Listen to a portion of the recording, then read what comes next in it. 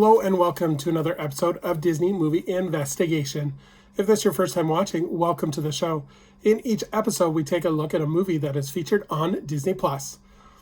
On this episode, we are going back to the world of the X-Men franchise as we take a look at X-Men Days of Future Past. And if you are enjoying these episodes, I do ask that you please hit that subscribe button. That way you'll be notified with each new episode. Now, sit back and enjoy this episode of Disney Movie Investigation. So like I said, today we are covering X-Men Days of Future Past. This movie was released on May 10th, 2014. It was directed by Bryan Singer.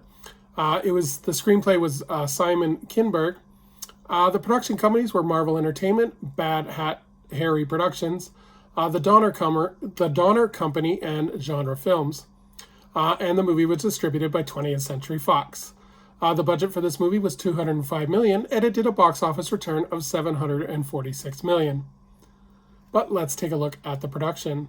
So Fox had always viewed the X-Men First Class film as the first film in a brand new trilogy of X-Men films. Initial ideas for the second film were that the setting would be around the Vietnam War and that Wolverine would be a featured player. The idea was then decided to bring the cast of the original X-Men trilogy and the first class cast together for a combination of the two. Simon Kinberg, who was assigned to write the screenplay, would study films about time travel, and these included Back to the Future and The Terminator.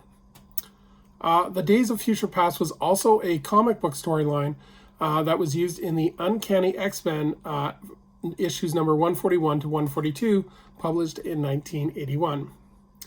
The difference between the movie and the comic book storyline is in the comic book, Kitty Pryde was the one who went back in time, not Wolverine. But when they decided to make a film version of this, it was quickly changed to Wolverine being the time traveler. The film would be announced in May of 2012 and was confirmed to be the X-Men Days of Future Past as the title. Matthew Vaughn was originally going to come back as a director, but unfortunately had to leave the project in October of 2012 to direct Kingsman: The Secret Service.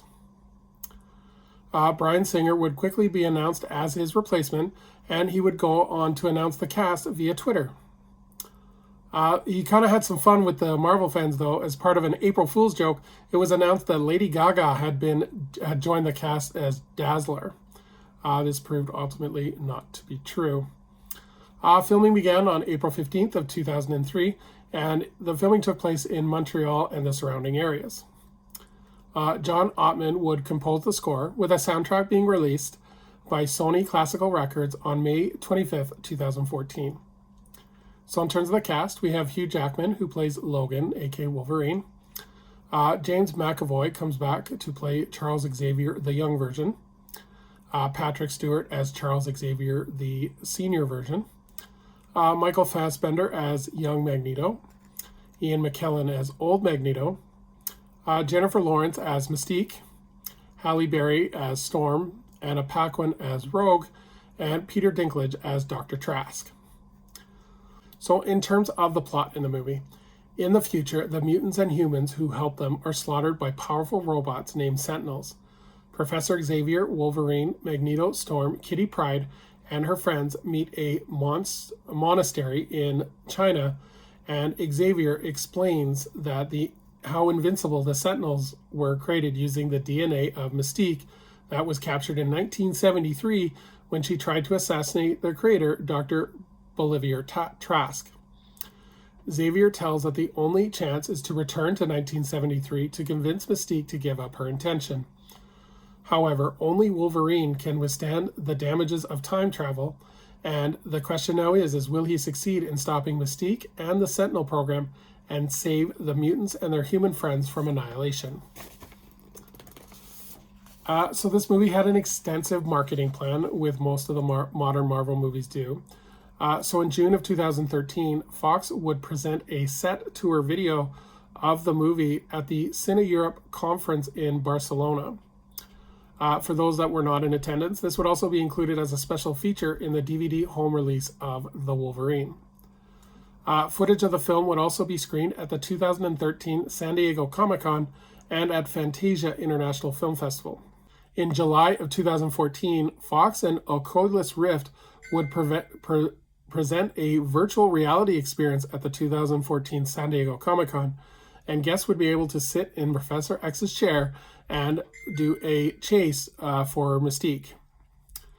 To help promote the film as well, a mid-credit scene would be seen in The Wolverine as well as The Amazing Spider-Man 2, and it would tease certain events in the film.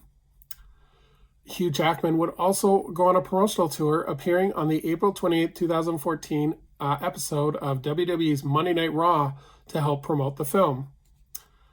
Hardee's and Carl Jr. would also promote the film with collector's cups, in-restaurant marketing, and themed Western extra bacon thick burger. Other partners as well included Mountain Dew.